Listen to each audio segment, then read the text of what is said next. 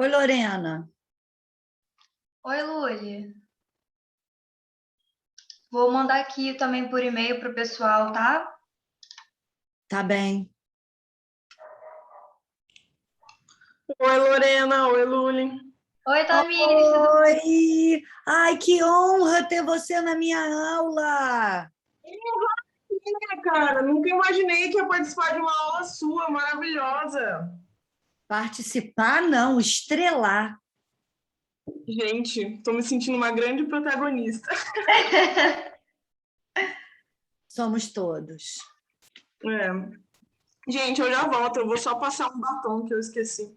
Tranquilo, tranquilo. Você deve ter percebido que os alunos estão começando a chegar, porque a URCA é difícil o transporte até aqui. Ah, normal. É muito difícil o transporte até o Zoom. Nas minhas aulas, eles chegam com uns 15 minutos de atraso, assim. Menina, À noite. ai, eu fico doida. Fazer o quê, né? Eu já volto. Obrigada. Lorena, eu tô almoçando, tá? Tá bom, Luli.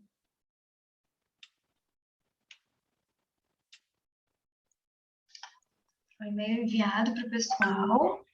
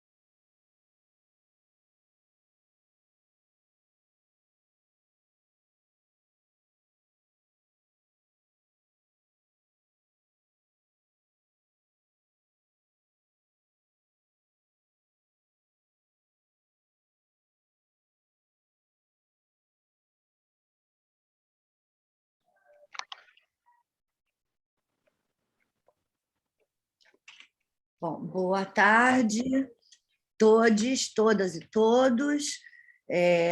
Esse é o Zoom do projeto de pesquisa meu, Maria Luísa Sequinde, financiado pela FAPERJ, pelo CNPq. Essa é uma atividade vinculada ao meu projeto de pesquisa, de ensino e de extensão, e é uma oficina que também funciona como carga horária síncrona das disciplinas de currículo de 2021.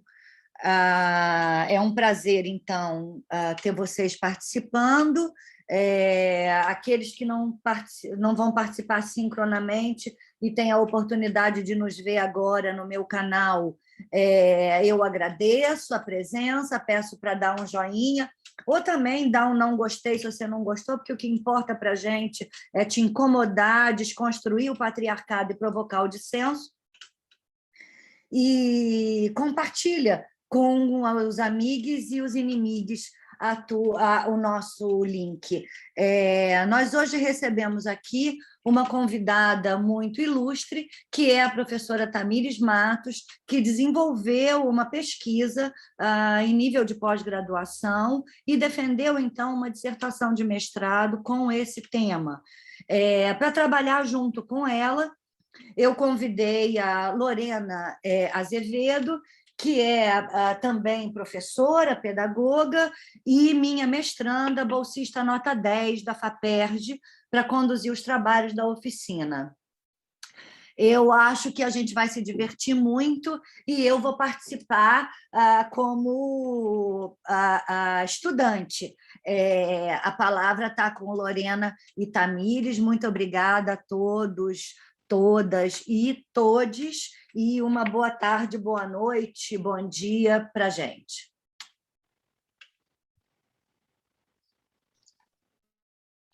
Olá, pessoal. Boa tarde a todas, todos e todos. Eu vou compartilhar com vocês para a gente dar início ao primeiro dia da oficina.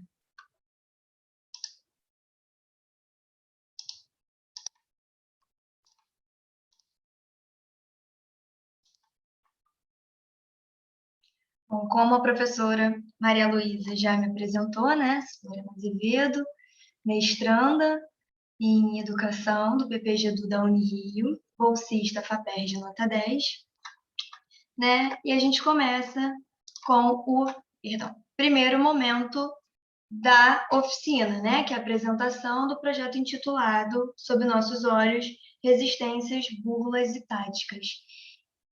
No segundo momento, a gente vai com a apresentação da dissertação concluída da Tamires Ribeiro de Matos, né? Que é intitulada Abençoado Seja o Fruto, uma análise de The Handmaid's Tale e o conto da Aya à luz dos estudos culturais. Já no terceiro momento, a gente vai fazer uma conversa, né? Uma roda de debate.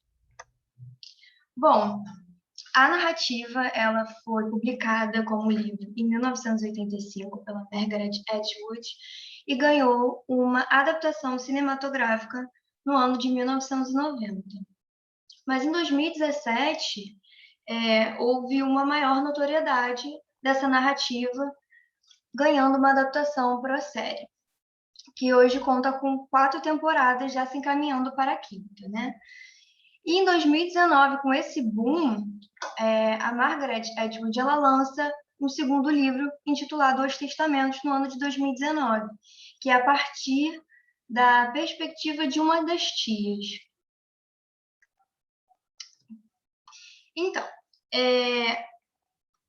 a narrativa da Atwood, né, é uma distopia, ou seja, ela não é um futuro próximo e nem uma invenção da realidade. É uma distorção do mundo em que vivemos, dando um foco específico, né? E eu vou analisar, na minha dissertação, esse olhar sobre o presente e para o que ele está chamando atenção. E ele chama atenção para a catástrofe climática, né? E para o sistema cisgênero, de acordo com a historiadora Gerda Lerner, que é uma das autoras que eu utilizo nessa pesquisa. E como esse sistema, né, cisgênero, ele alimenta o patriarcado e é alimentado pelo machismo, de modo que a distribuição das propriedades, dos recursos e da proteção surge a partir dessas relações hierárquicas de gênero, né? Então, dessa forma, eu quero encontrar redes de conhecimento e subjetividade das criações de resistência, né, e de revoluções subalternas. E aí eu trago o filósofo Paul Preciado, que vai dizer que o corpo e a sexualidade ocupam na... Perdão. O que está atrapalhando um pouquinho? Eu não consigo diminuir. Industrial, o lugar que a fábrica ocupou no século XIX. Ao mesmo tempo, há uma revolução dos subalternos e apátridas em andamento e uma frente contra-revolucionária lutando pelo controle dos processos de reprodução da vida.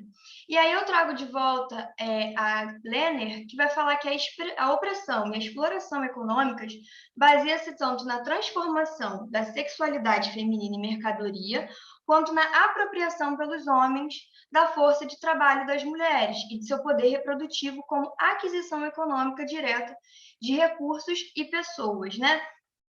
Porém, ela fala que não são as mulheres que são reificadas e comercializadas, mas sua sexualidade e sua capacidade reprodutiva, né? Então, para isso, eu vou analisar imagens e narrativas, tanto da série, tanto do filme, tanto da narrativa do livro, nas quais as mulheres pensantes e praticantes desses cotidianos, né, dentro do conto da Aya, como elas estão fazendo essas revoluções. E aí eu vou dar o exemplo de quando a June guarda manteiga dentro do sapato dela para posteriormente utilizar para hidratar o próprio corpo, já que as mulheres em Gilead não têm acesso a nenhum tipo de cosmético, seja hidratante, seja maquiagem, né? E tem também, posso dar como outro exemplo, quando elas trocam de roupas, né?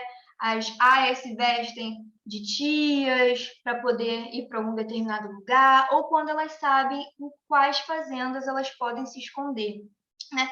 Então, tudo isso são conhecimentos compartilhados entre essas mulheres.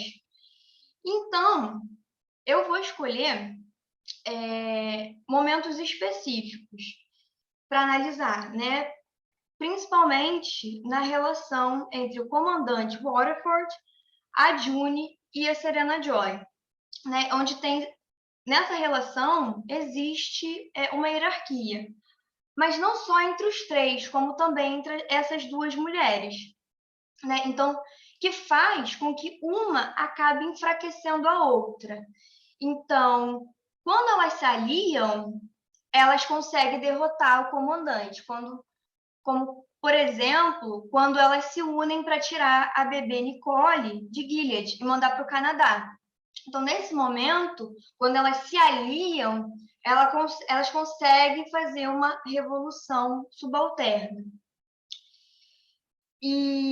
Só que na maior parte desse tempo, a relação das duas, né? Quando a June ela luta para se manter viva, ela acaba enfraquecendo a Serena Joy, né? Então acontece o mesmo, né? Ao contrário.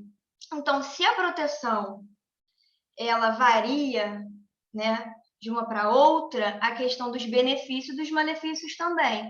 Então, a June ela pode morrer, né? Ela pode ser assassinada, mas a Serena Joy ela tem o dedo mindinho cortado, né?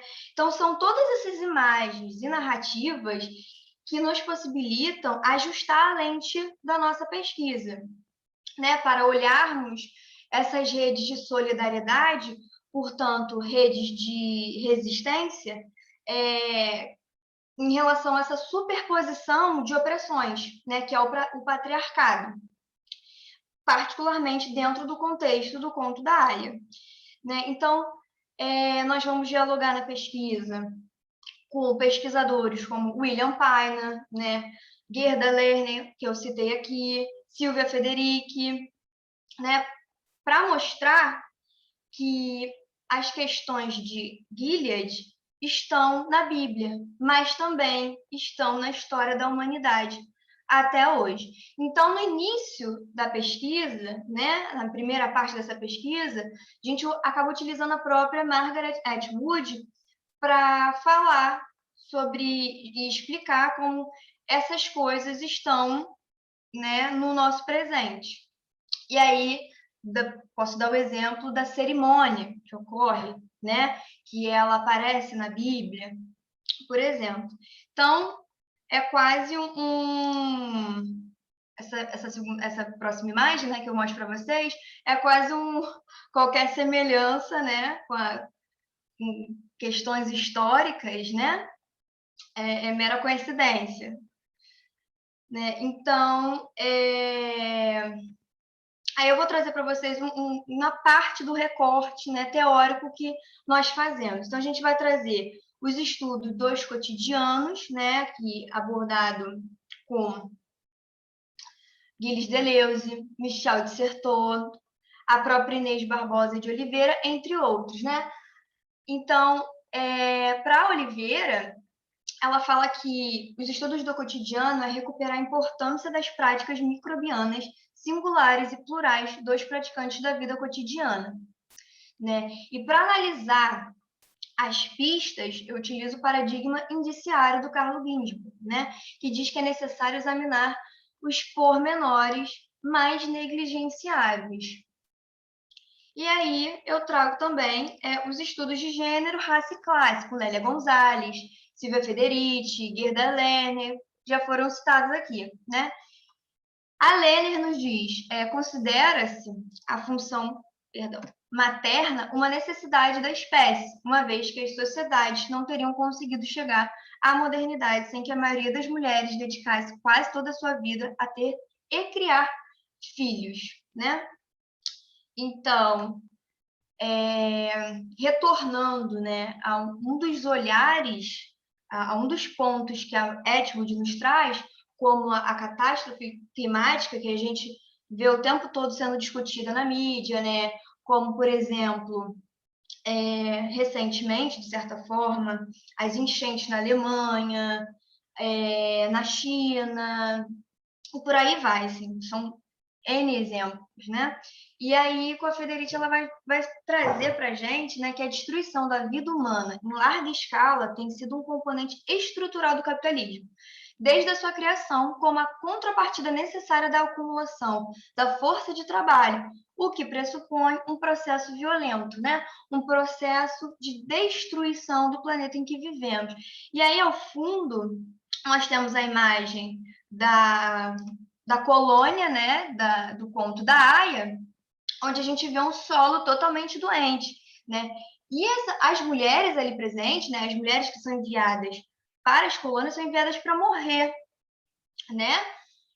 Morrer trabalhando num solo totalmente adoecido, né? O que consequentemente gera a elas doenças, enfim. Em vários episódios é abordado como a pele delas vai se desgastando, vai adoecendo, como os dentes vão caindo, né? Então, esse processo acelerado de destruição, ele ocorre no antropoceno, né? Segundo a Fiocruz, o antropoceno é uma era síncrona à modernidade urbana industrial, né?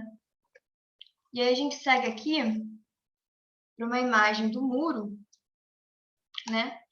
E aí eu vou trazer o Jason Stanley, que diz que na política fascista, mulheres que não se encaixam em papéis de gênero tradicionais, indivíduos não brancos, homossexuais, imigrantes, cosmopolitas, decadentes, aqueles que não defendem a religião dominante, são, pelo simples fato de existirem, violações da lei e da ordem.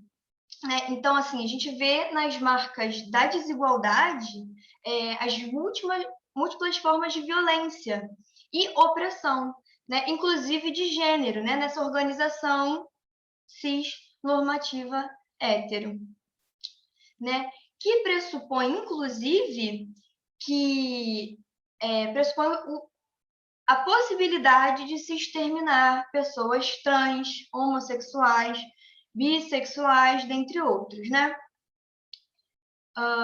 Então, assim, trazendo a Lerner aqui para essa discussão, ela fala que uma das violências contra a mulher, né, a mais primitiva delas, é a de manter a propriedade privada do homem sobre o direito reprodutivo da mulher, né? Porque, por exemplo, até hoje a gente vê planos de saúde exigindo a assinatura do marido para a esposa poder colocar um DIU, né? E aí a gente vê aqui uma das reportagens da Folha de São Paulo que fala que seguros de saúde exigem consentimento do marido para a inserção do DIU em mulheres casadas, né? Então, quando a gente está tratando desses deslocamentos abissais e a ideia de um tempo linear, né, ele acaba se perdendo. E por isso que o conto da Aya não está no presente, ele não está, ele não está no passado e nem está no futuro, né? É uma maneira de se olhar o agora, né? E esse olhar do agora, né, trazendo aqui para a gente, olhando o nosso agora, a gente percebe o quanto a pandemia ela esgarçou as desigualdades de gênero e, mais uma vez, colocou as mulheres numa posição vulnerabilizada, né? Porque nós somos chefes de mais da metade dos lares no país, né? E também somos responsáveis por cuidar das crianças, né? Cuidar dos idosos, trabalhar, cuidar do lar. E aí, a gente vê mais uma reportagem que fala que as mulheres são responsáveis pela renda familiar em quase metade das casas.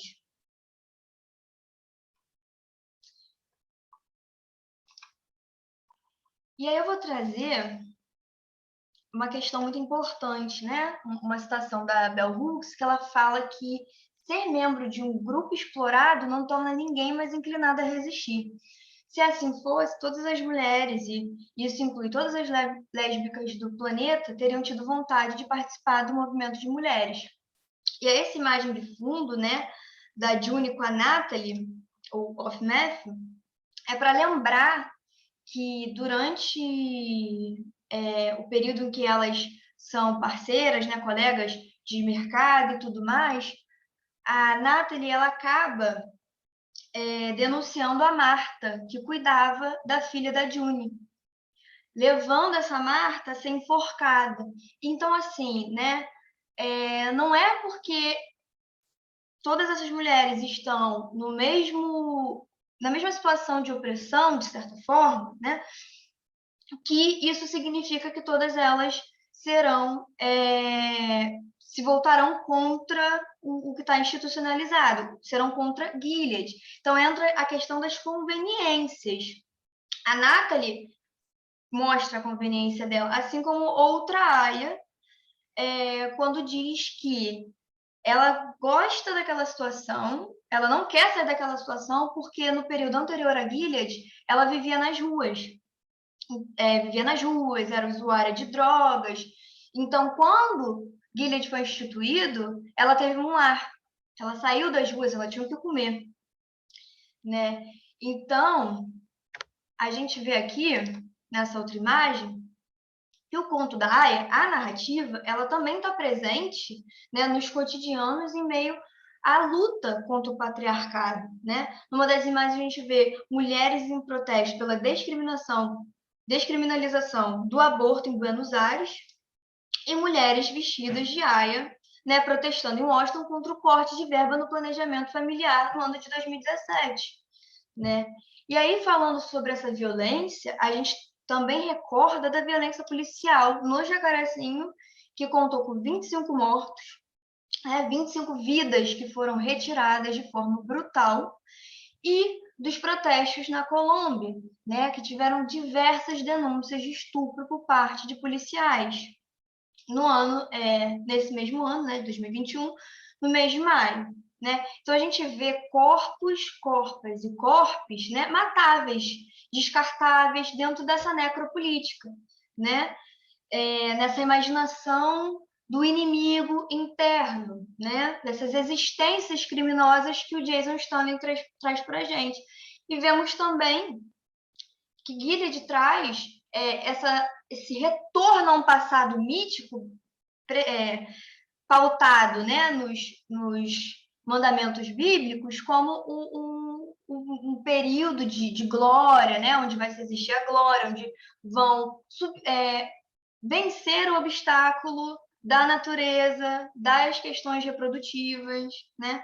E para falar um pouquinho, no caso, para mostrar, né, de forma breve, essa questão da violência policial, da violência do Estado, eu vou mostrar para vocês um videozinho da própria série. Olha, não tá indo não o som? Tá meio esquisita a qualidade do som.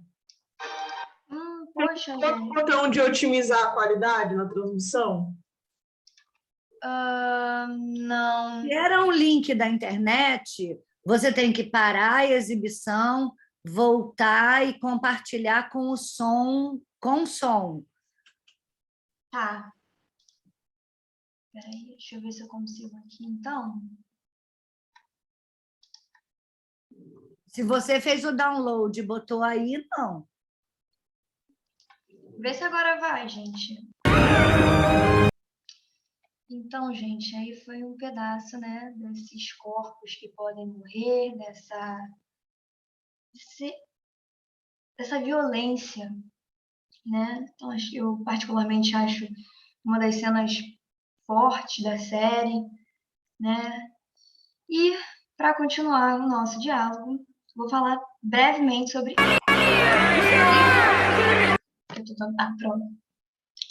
a prova Platô, que vai nos ajudar nessa pesquisa, né? Nesse nosso olhar sobre o conto da Aya, sobre, né, esse foco, né, da nossa lente da pesquisa em relação ao nosso presente, a essa distopia. Então, a prova Platô, ela tem um início no ano de 2016, né, e argumentando com o William Paina, que os currículos são conversas complicadas, sugerimos que a prova Platô é uma modalidade possível dessa conversa, e usamos a prova na busca de praticar currículos democráticos, né? E até o primeiro semestre de 2018, essa prova Platô, ela se dava em 2 momentos, né? A escrita em platôs em sala e a leitura comentada posteriormente e compartilhada com os estudantes via e-mail em um PDF dessas provas escaneadas, né? Só que em 2018, no segundo semestre de 2018, a gente não fez isso por conta do aparecimento de manifestações de racismo, misoginia e ódio, inclusive dirigidos à equipe, né? Então, a prova Platô, ela nos ajuda a fazer captura dessas conversas complicadas que são os currículos, né? Então, ele vem operando de uma forma de registro a posteriori, né? Além de viabilizar novas criações e produções a partir de seu denso material, como o Banheirão, né? Que foi uma exposição com recorte da prova. Então, é isso, pessoal. Ó, imagens da nossa prova Platô, né? Que atualmente, por conta da pandemia, ela é feita em um Google Docs, mas aqui a gente também tem imagens, né, de pedaços de folhas onde os estudantes escreviam, faziam desenhos, enfim, né? Então, só mostrando para vocês uma pequena parte desse material, porque a prova Platô já nos rendeu assim, mais de 1000 páginas, né? E aqui as referências, né, da pesquisa. Agora, né, no segundo momento, a gente deixa a palavra com a professora Tamires Matos. Obrigada, Lorena. Eu adoro seu trabalho, adoro essa dimensão mais prática também do seu trabalho com a prova Platô. Eu acho que vai ficar muito, muito legal. E para quem não viu o chat, a professora Maria Luísa falou que vocês vão fazer a prova Platô depois da oficina, após a oficina. Quando é o após, aí eu não sei, né? Você tem que perguntar para ela. No segundo dia, eu acabei não falando isso, né? A prova Platô, ela vai ser realizada no segundo dia e vai ficar aberta durante uma semana para que os estudantes possam fazer suas contribuições, né? Sobre a série, sobre os estudos de gênero, né, do material que a gente tem deixado disponibilizado na nossa pasta do Drive. Uhum. Nossa, isso é muito legal. Gente, eu não sei nem por onde começar, na verdade, porque a Lorena falou muitas coisas sobre o material que são essenciais e eu nem vou precisar repetir para vocês, né? Não vou precisar falar sobre o livro, assim, não muito, pelo menos. Mas vamos lá. Deixa eu ver se vai dar certo aqui. Tá meio travado.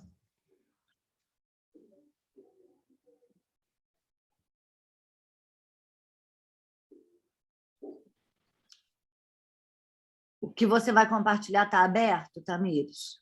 Tá aberto, mas é que travou meu computador aqui. Ah, Vocês estão me ouvindo, pelo menos? perfeitamente. Sim. Então, beleza.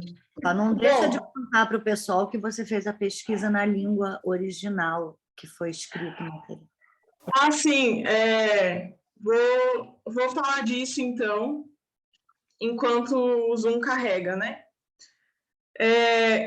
Essa pesquisa que eu vou apresentar para vocês, ela é fruto do meu mestrado, que foi concluído ano passado. A professora Maria Luísa estava presente nas duas bancas, a de qualificação e a de defesa. Eu tive apoio da CAPES por um período, então fui bolsista, né? E meu orientador foi o doutor Antônio Carlos de Amorim.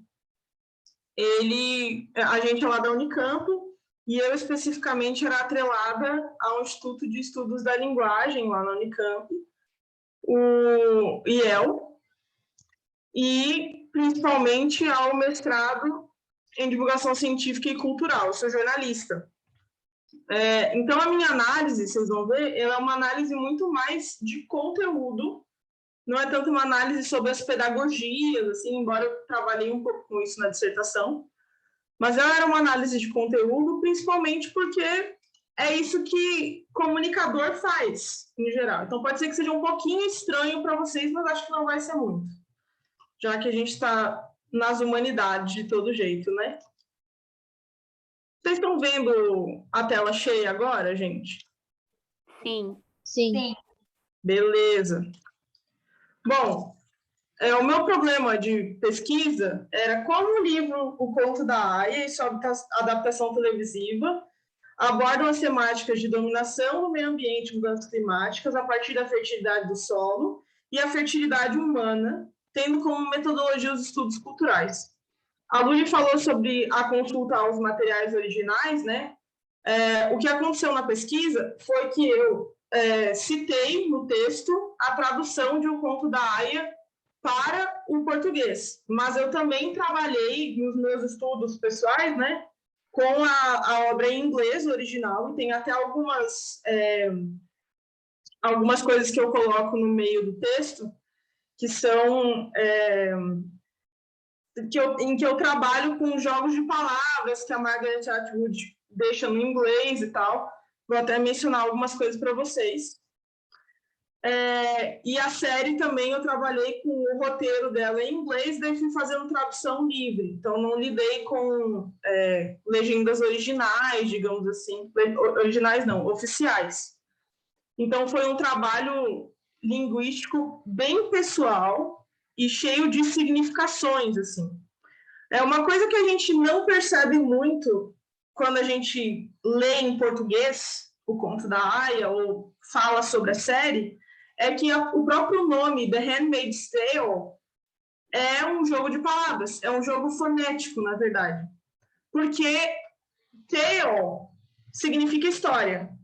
Só que essa mesma pronúncia serve para uma palavra que é assim, T-A-I-L, que significa cauda, rabo.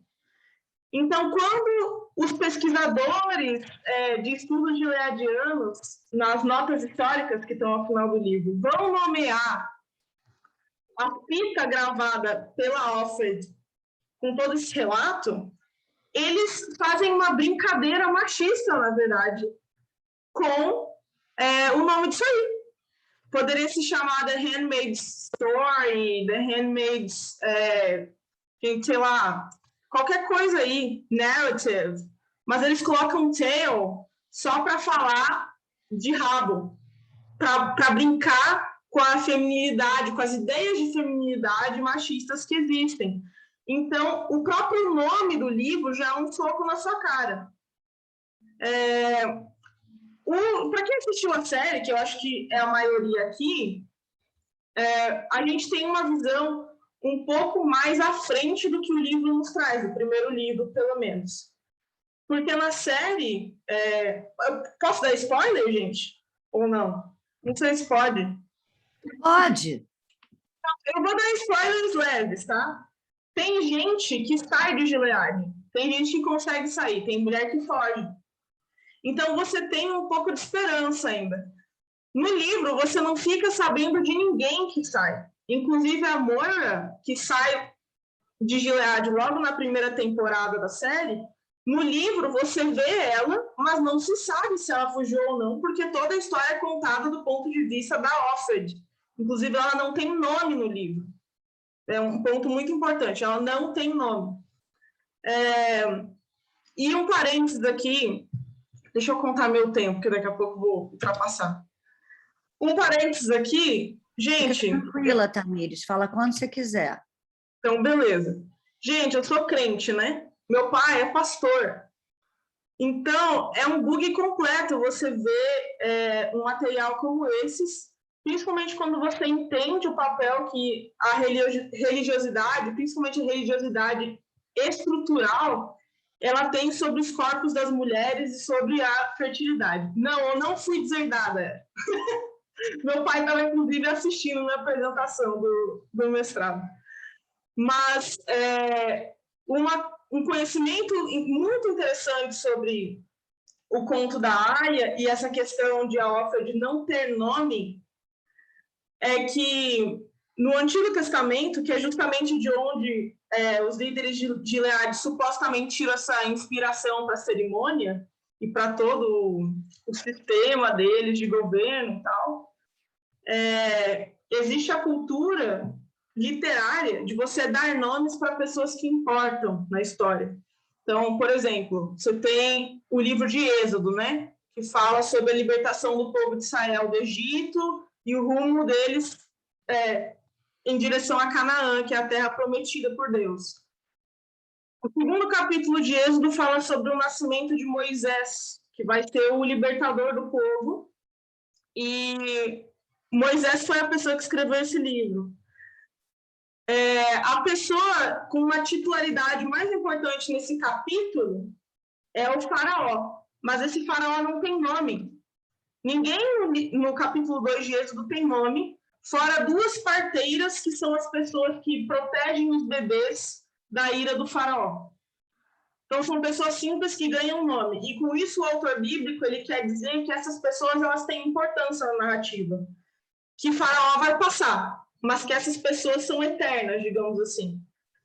E quando a gente tem um livro como o Conto da Aya, em que a autora ela tem inspirações em escritos bíblicos, querendo ou não, para pegar toda essa ideia de uma teocracia, e você esconde o nome da personagem principal, porque ela é referida o tempo inteiro por um patronímico, of Fred, de Fred, você está dizendo que ela mesma acha que ela não tem importância mais. Então, é uma visão apocalíptica, assim, do futuro, muito, muito triste, de total autonegligência no início. Mas aí, com o passar dos capítulos, ou com o passar da série, né, a gente tem exemplos como que a Lorena citou, do uso de manteiga para hidratação da pele. A Offred, ela começa a perceber que ela precisa encontrar um jeito de existir,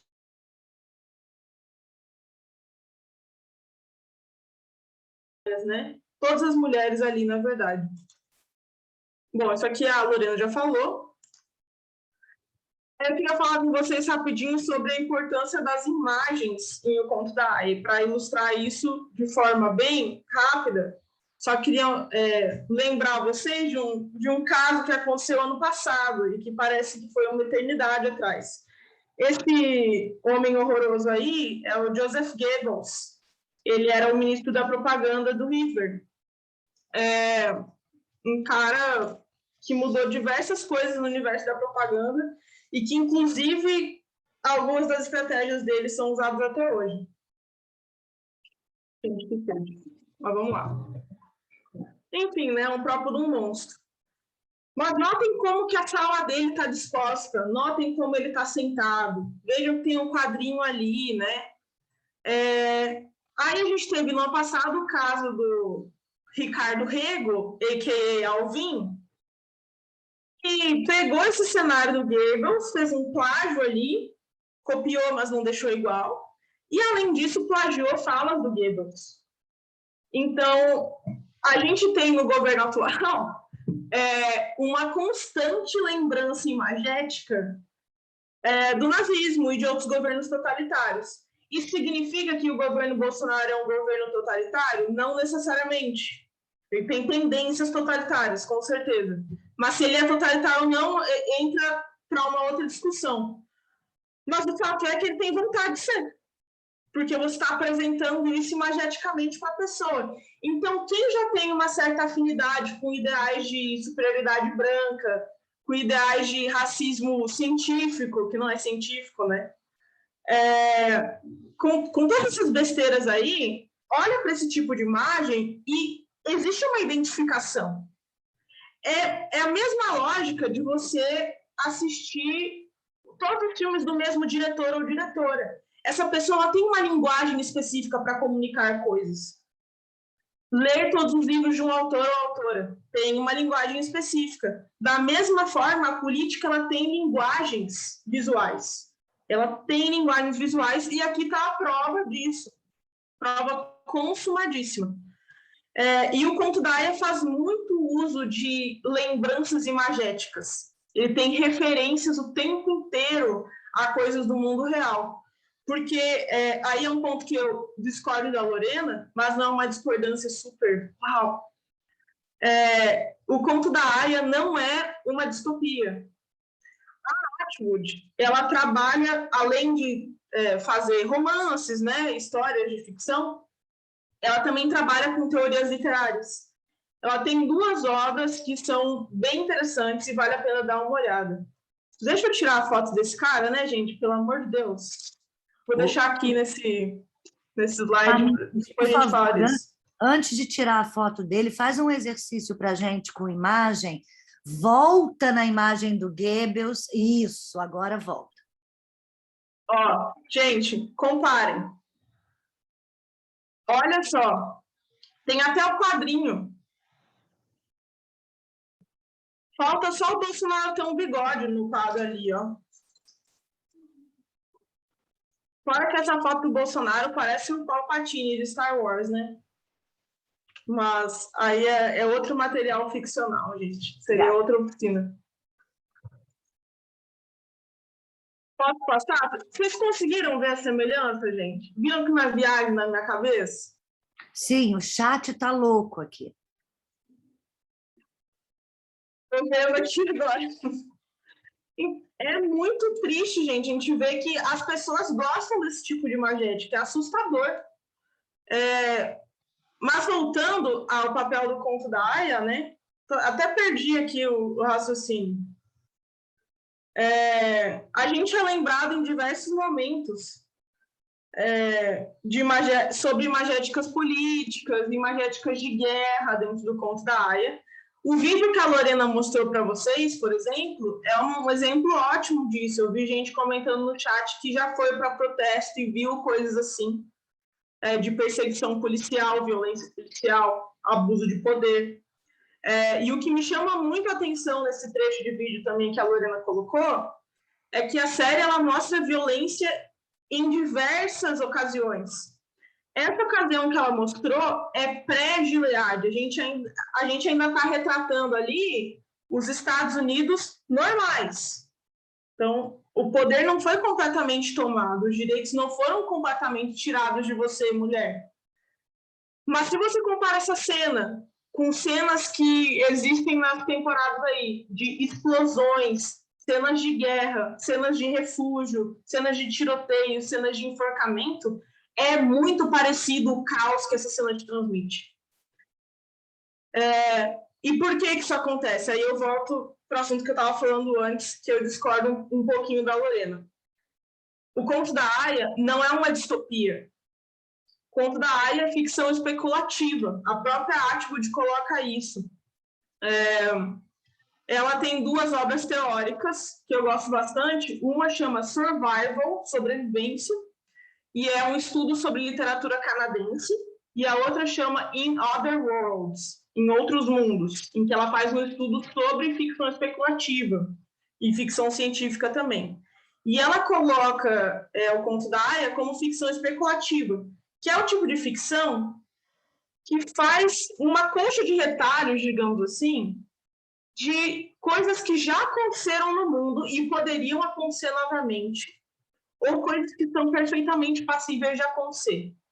Em ficção especulativa, você não tem invasão alienígena, você não tem Palpatine, você não tem Ewoks, você tem poder totalitário, você tem mudanças climáticas, você tem infertilidade da terra, infertilidade das pessoas, você tem um sexismo exacerbado, uma cis-heteronormatividade fortíssima, você tem governos teocráticos, e tudo isso são coisas que acontecem ou já aconteceram. Na verdade, tudo isso que eu citei está acontecendo hoje em algum lugar do mundo.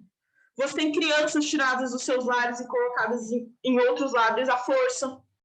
Então, é a completa anulação dos direitos humanos, assim.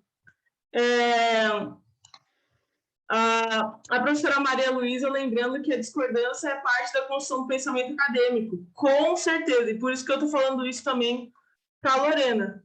É porque, dependendo do lugar em que você parte dos seus estudos, você vai chegar a conclusões diferentes, né? Sobre ser distopia ou não, né? A própria Atwood tem um conceito que chama utopia. O que é esse conceito? A junção de utopia e distopia. Por quê? Nada é completamente utópico ou distópico para ela. Toda realidade tem um ponto positivo e negativo. Eric colocou aqui, poderia definir distopia? Sim.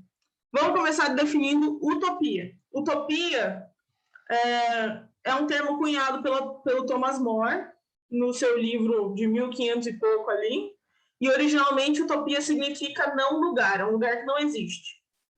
Só que, por causa de algumas traduções erradas do latim, a utopia ficou conhecida como um lugar bom, um lugar perfeito. E, de certa forma, essa era a intenção do Thomas More ao escrever também a sua obra magna aí. A distopia é o contrário da utopia, é um lugar ruim. Então, como Aia em Gilead, Gilead é um lugar ruim. E, por isso, existe a compreensão comum de que o Conto da Aia é uma distopia. Porque, de fato, para a narradora principal, que é a Offred, é uma distopia. Para todas as mulheres ali, é uma distopia. Mas o que a Atwood vai trazer é que, embora para essas mulheres a sociedade ali seja distópica, vai ter gente que essa sociedade vai estar beneficiando. Então, você tem aqui no livro uma citação do Fred, do comandante Fred. Melhor nunca significa melhor para todo mundo, sempre significa pior para alguns. Está na página 251 daquela edição da Roku, do Conto da Aia. Então, é muito interessante a gente perceber que é quase que um yin e yang do bem e do mal ali. Tem gente que vai sair ganhando e tem gente que vai sair perdendo. A maioria das pessoas sai perdendo, infelizmente. Então, por isso que tem a compreensão que é uma distopia. Mas, para Atwood, isso se caracterizaria como utopia, que é um mix das duas coisas.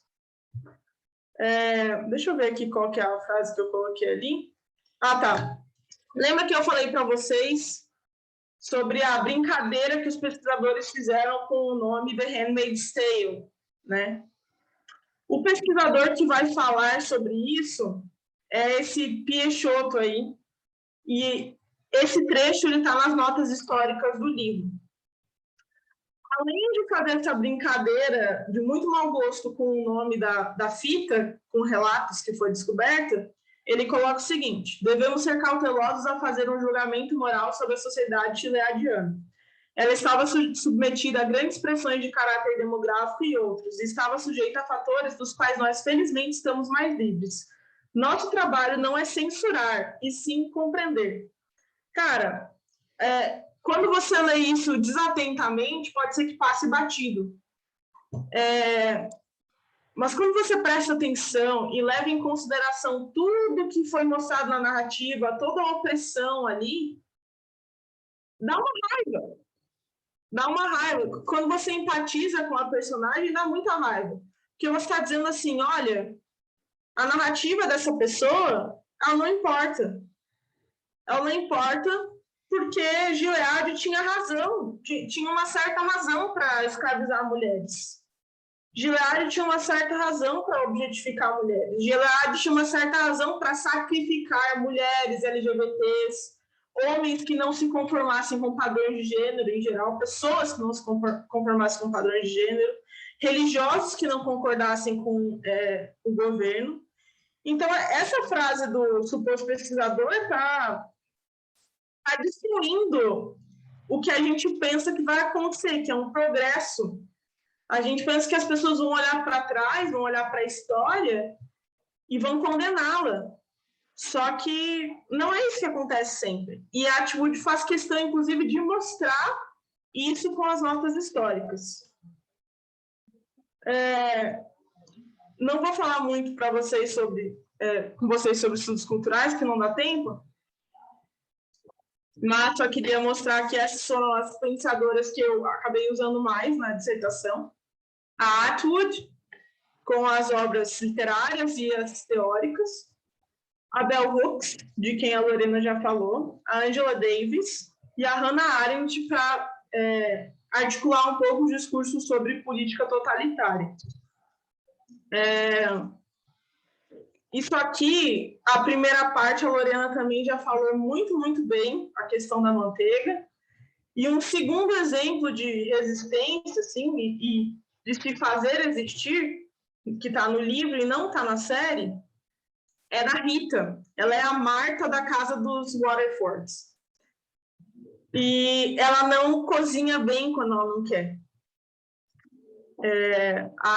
A Offred narra o seguinte: a coxa de galinha está cozida demais. É melhor que sangrenta, que é a outra maneira como ela faz. Rita tem maneiras de fazer seus ressentimentos ser sentido. Então, quando você não pode falar, você contempla coisas, você cozinha de uma certa maneira, você se veste de uma certa maneira.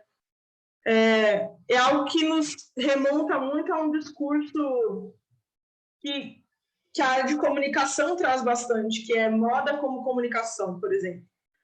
O jeito com que uma mulher se veste, que se vestia principalmente até o século XVIII, século XIX, falava muito sobre sua personalidade, principalmente quando ela tinha grana, né? Porque pobre nunca tem dinheiro para fazer essas coisas, infelizmente.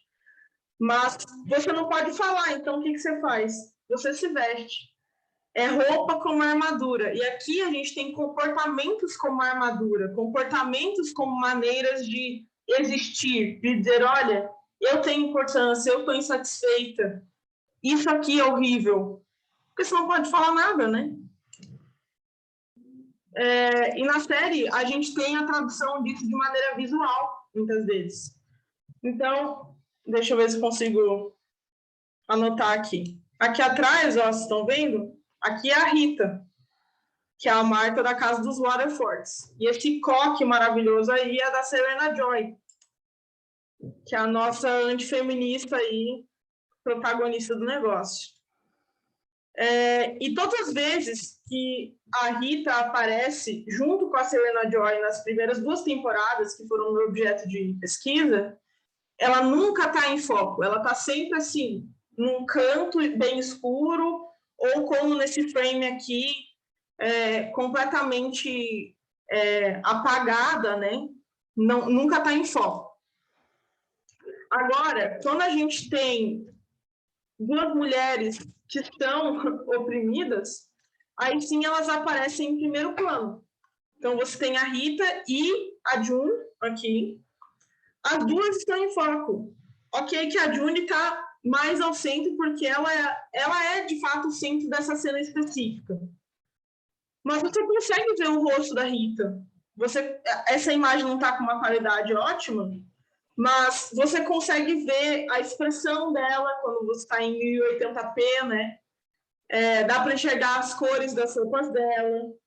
Gente, dá para ver tudo. E todas as vezes em que ela aparece e está perto da June, ou em que ela está perto de outra Aya, de outra Marta, ou até mesmo do Nick, que é o motorista da casa, do proletariado, né, gente? Toda vez que ela está com o proletariado, ela aparece. Vamos ver outros exemplos. Aya passeando, gente.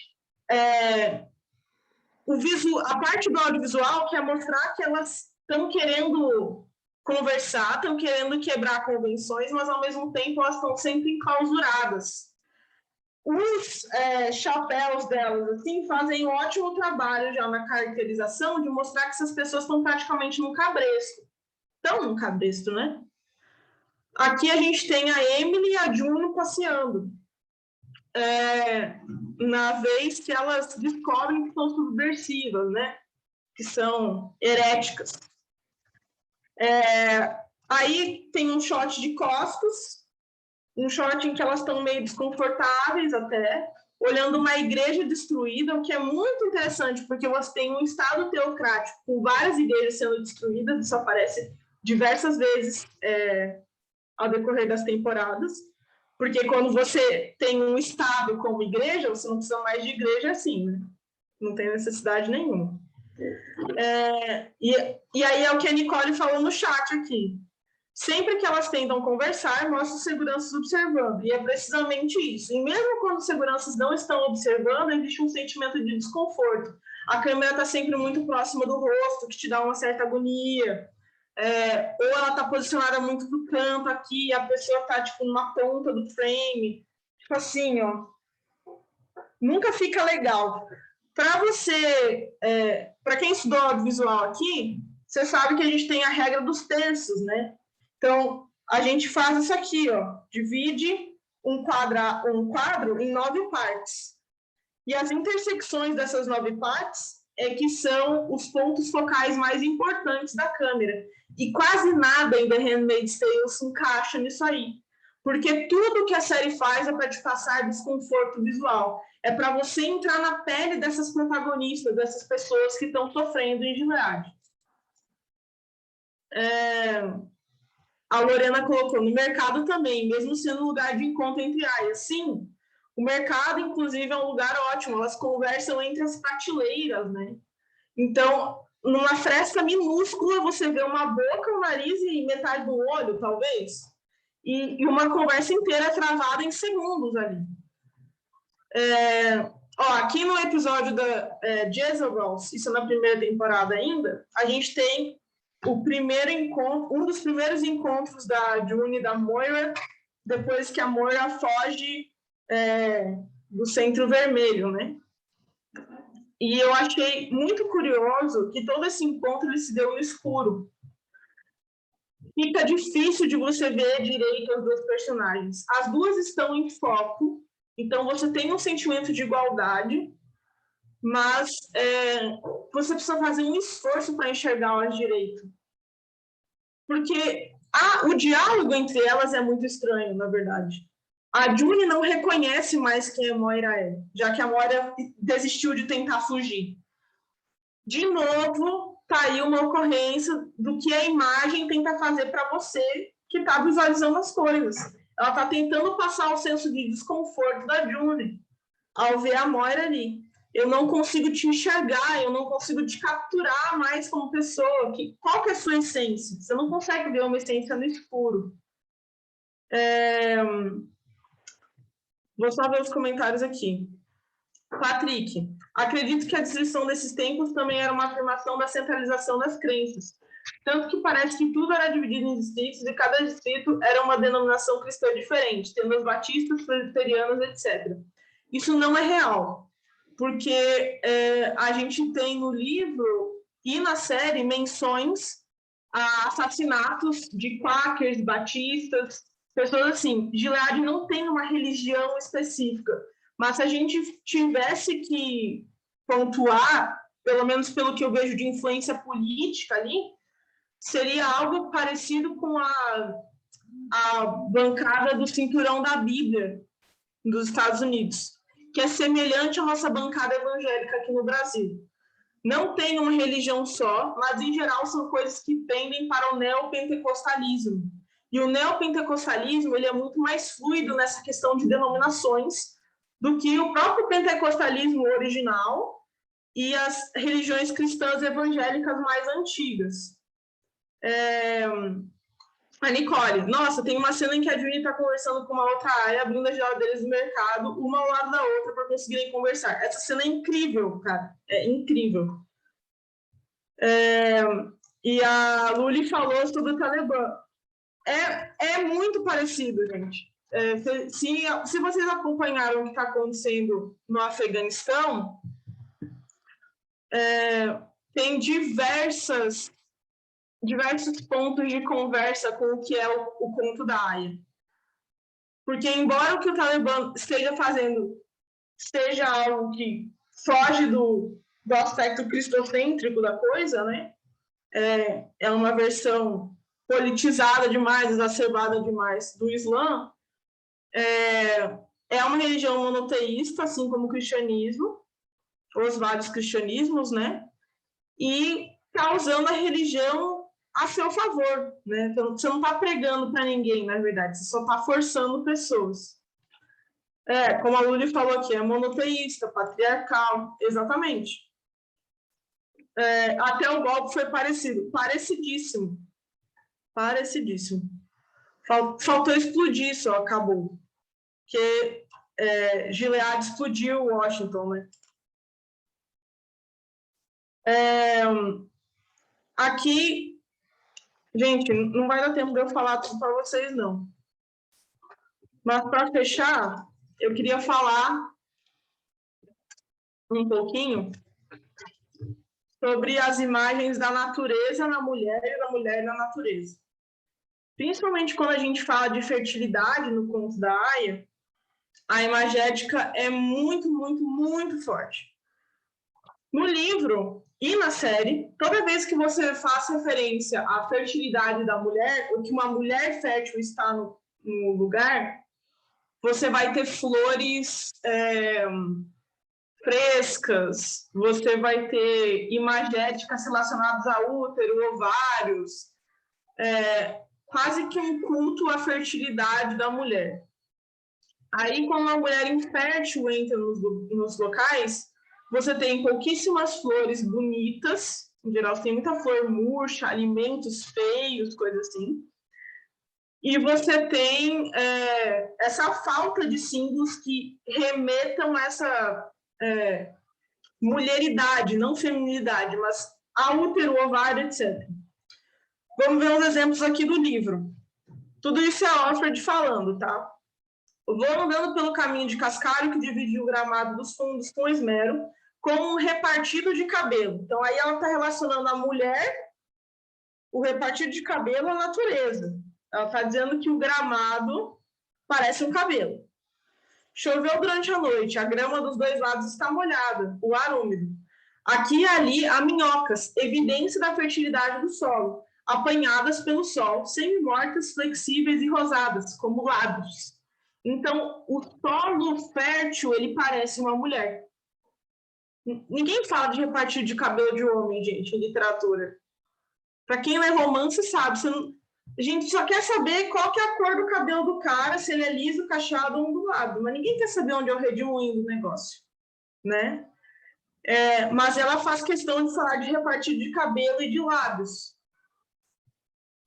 Afundo dentro de meu corpo como se dentro de um pântano, um atoleiro, onde só eu conheço os pontos de apoio seguros para os pés. É o corpo dela como natureza. Terreno traiçoeiro, meu próprio território. Torno-me a terra contra a qual encosto minha orelha, para escutar rumores do futuro. Todo mês há uma lua gigantesca, redonda, pesada, um augúrio. ela transita, se detém, segue em frente e passa, desaparece de vista. E eu vejo o desespero vindo em minha direção como uma grande fome, uma escassez absoluta. E sentir aquele vazio, vezes sem fim e outra vez. Escuto meu coração, onda após onda, salgado e vermelho, batendo e batendo sem parar, marcando o tempo. Aí você tem trocentas referências, né? A mulher como lua, a menstruação como lua, o ciclo menstrual comparado às marés. A imagem da mulher como um pântano atoleiro, sem nenhuma estabilidade. Ela segue ali o mesmo princípio da citação anterior, relacionar o próprio corpo com a natureza e a natureza com o seu corpo. Então, essa troca ela é muito presente, principalmente porque em Gileade, a fertilidade da terra é tão importante quanto a fertilidade da mulher e vice-versa. São coisas indissociáveis, assim. E se você não é fértil, ou se você não é considerada boa o suficiente para ser uma aia, né, entre aspas, você é considerada uma não mulher. Você não é uma pessoa para Gileade. Já que para Gileade você só tem mulher e homem, você não tem outras possibilidades de vivência, de existência, não ser fértil é não ser mulher e, por isso, ser uma pessoa com a existência completamente anulada. Qual é a descrição que a Atwood dá das colônias, que são os lugares para os quais as não-mulheres são enviadas, no livro? Lá as pessoas passam tempo fazendo limpeza, não se dão ao trabalho de dar muito que comer ou de lhe dar traje de proteção, coisa nenhuma. É mais barato não fazer. De qualquer maneira, principalmente pessoas que querem se livrar. Descartáveis, todas nós. São estéreis, é claro. Isso aqui é a Moira falando para Offred. E a série apresenta poucas as colônias, assim. São locais bem assustadores e as imagens das colônias, elas lembram duas coisas, dois tipos de imagens muito marcantes nas nossas culturas ocidentais. Talvez a mais imediata sejam as imagens de pessoas trabalhando em campos de concentração. Então, todo mundo que está nas colônias é muito magro, tem uma pele já toda puxada, assim, por desnutrição, contato com substâncias tóxicas, maltratos, etc. E você tem posições muito semelhantes às fotos tiradas pelo regime nazista.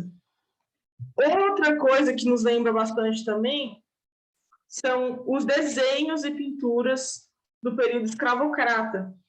Porque o trabalho que essas mulheres estão realizando, ele não é nem um trabalho análogo à escravidão, ele é de fato um trabalho escravo. São pessoas escravizadas ali e são tiradas de todo e qualquer status humano. As áreas, a gente pode dizer que pelo menos elas têm um status de pessoa. Elas não são tratadas como pessoa, mas se você perguntar para o Estado, ele vai dizer que elas são pessoas. Quem está nas colônias não é gente mais. Quem está nas colônias está ali para morrer. Acabou. Você é propriedade de curto prazo. Em 2, 3 meses, você acabou ali. Eu falei que quando a mulher fértil entra num lugar, a gente tem motivos sobre feminilidade, né? Alguém consegue me dizer o que essa almofada aí no meio tem? Qual que é a estampa que está nessa almofada aí no meio? Vamos ver se vocês foram na aula de biologia, né? Útero, o Gabelli falou. É isso aí. O que é essa cena? É uma cena rápida de quando a June entra no quarto do casal Waterford um dia. Aí ela dá de cara com essa almofada. Mas tem flores ali do lado, tem motivos florais nas cobertas, né? E tem arranjos nos dois lados. Um arranjo bem pequenininho do lado esquerdo e um maior do lado direito.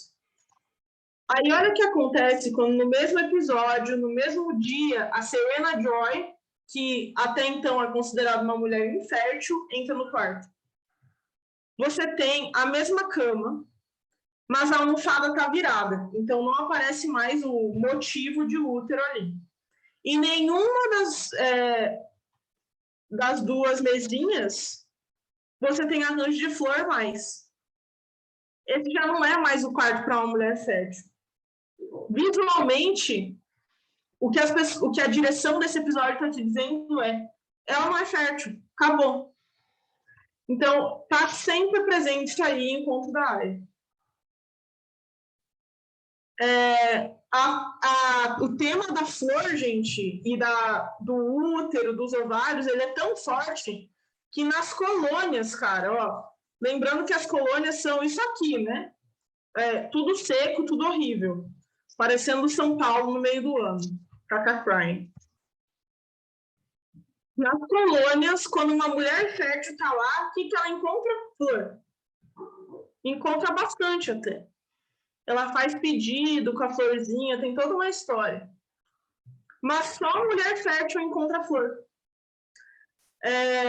A Serena Joy tem um jardim, né? Eu acho que eu não coloquei a imagem aqui. Mas o jardim dela é horrível, cara. É horroroso. Ele passa a ficar um pouco melhor quando a Offred fica grávida. Mas antes disso, gente, as flores estão todas murchas, horrorosas. Então, mesmo quando uma mulher infértil ela tem contato com flores, a imagética da série não deixa ela ter contato com flores bonitas, flores vistosas. Porque está dizendo, você não chegou lá ainda, entendeu? Mesmo nas cerimônias, né, você tem esses motivos de fertilidade e de flores. O próprio lustre ali é como se fosse várias florzinhas, né? Os tapetes no chão, o edredom que está na cama, tudo tem motivos florais. E no livro tem uma descrição mais interessante ainda que não foi passada para a série, né? Porque não tem como você passar cheiro para a série. Mas a Offred fala que durante a cerimônia uma névoa de lírio dos vales nos circunda, fria e desagradável, quase fria e seca, não há calor nesse quarto. E algumas páginas antes, ela tinha falado sobre esse perfume lírio dos vales, que é o perfume que a Serena Joy usa. Lírio dos vales é o cheiro de garotas pré-pubescentes, da inocência da carne feminina que ainda não cedeu ao surgimento de pelos e ao sangue. Então, é como se a Serena Joy, que no livro é uma pessoa mais velha do que na série, inclusive, ela é narrada quase como uma pessoa idosa, como se ela quisesse trazer para si uma atmosfera de pureza, como se ela quisesse colocar sobre si a fertilidade, as flores, a fertilidade de uma garota jovem. Só que ela não consegue. Quem já cheirou perfume de flores, assim, sabe que é bom, é um cheiro doce em geral. Mas a June vai falar que é desagradável aqui, que é uma atmosfera fria e seca. Não tem perfume floral que faça isso. Então, mesmo tentando, a Serena Joy não consegue. E sim, a cena da cerimônia é igualzinha às esculturas que a Lorena colocou. Inclusive, achei incrível essa parte, Lorena. Aqui, ó, o jardim da Serena Joy. Coloquei sim. Ele é horroroso, gente, todo seco.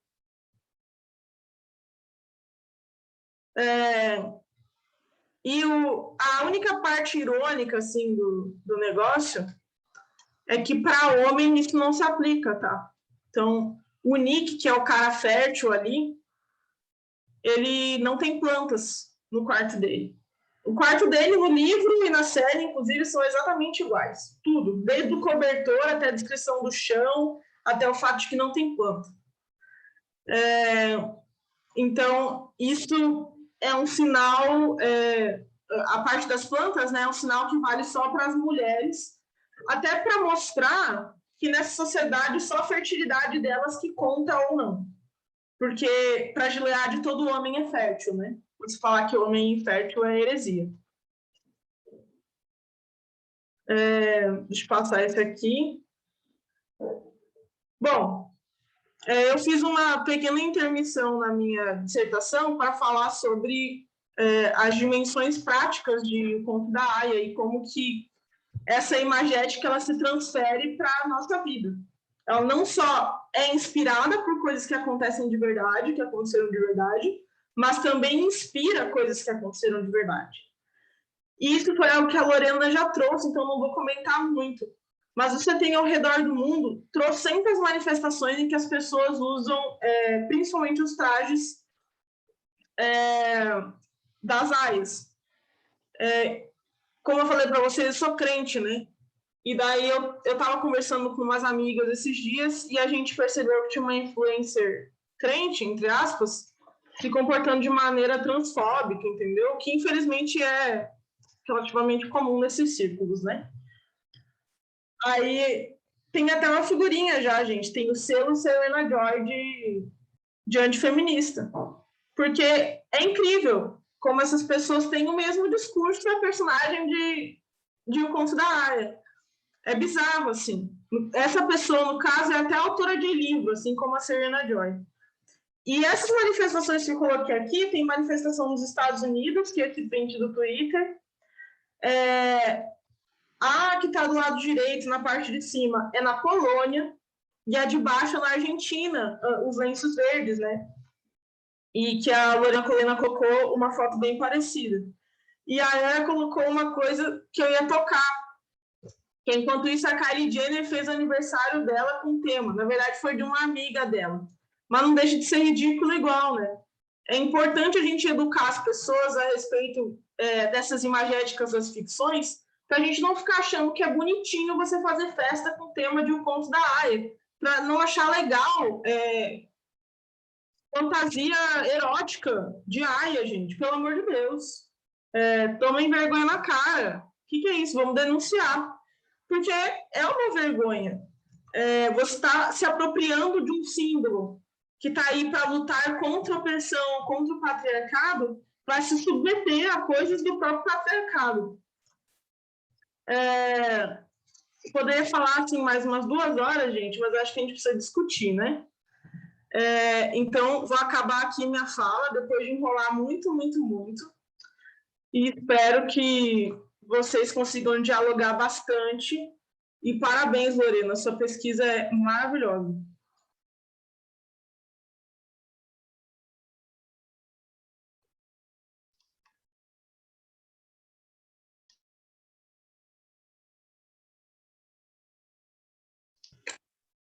Obrigada, Tamires. A sua também, incrível. Tem muitos pontos de conversa, né, entre as 2 pesquisas. Eu adorei. A gente se inspirou muito no seu trabalho. O contato com o seu trabalho deu uma outra dinâmica para as discussões que a gente vinha fazendo no grupo. Eu vou terminar a gravação para o pessoal poder falar livremente. Eu quero agradecer, então, a oportunidade, né, da gente estar aqui juntas, juntos e juntos. Esse é um trabalho de pesquisa, extensão e ensino, e, a meu ver, quem está vendo esse vídeo hoje viu exatamente o que eu acho que é o papel da universidade nos cursos de graduação, dialogar intensamente com os conhecimentos que se produzem nos mestrados e nos doutorados, porque é ali que está a novidade, é ali que estão as releituras importantes daquilo que enche tanta paciência de todo mundo, que são os clássicos. Está na hora da gente abandonar um pouco esses centros e buscar outros diálogos. E eu acho que hoje vocês tiveram aqui a oportunidade de ver 2 pesquisas teoricamente densas, uma finalizada e uma no meio da sua produção, o que é ainda mais pedagógico para uma turma de currículo, né? Inclusive ver qual é a diferença do trabalho do pesquisador e do professor, né? E saber que são escolhas, são conquistas, são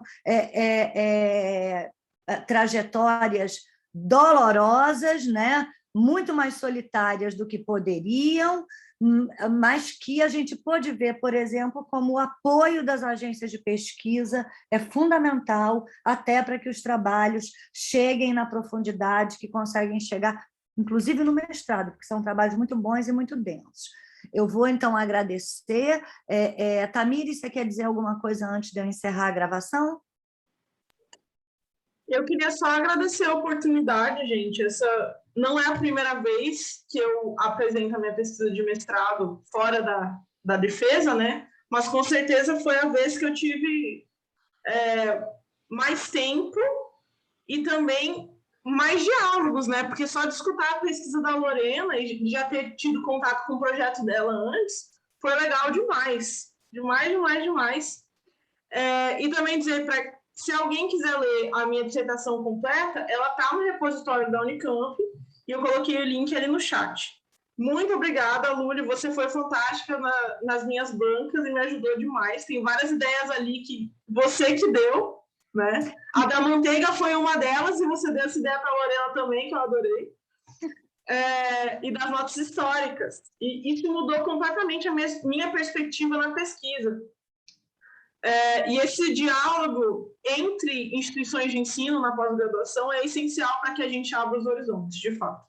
É isso que qualifica nossas pesquisas. Obrigada, Tamires. Olha, gente, não deixem de ler o trabalho da Tamires, porque tem toda uma discussão também sobre a crise ambiental, que é, assim, o luxo, e que vocês que estão vendo a gravação não vão poder saber, mas os estudantes que estão aqui na sala com a gente vão poder perguntar para ela. Lorena, suas últimas palavras aí para encerrar, 1 minutinho.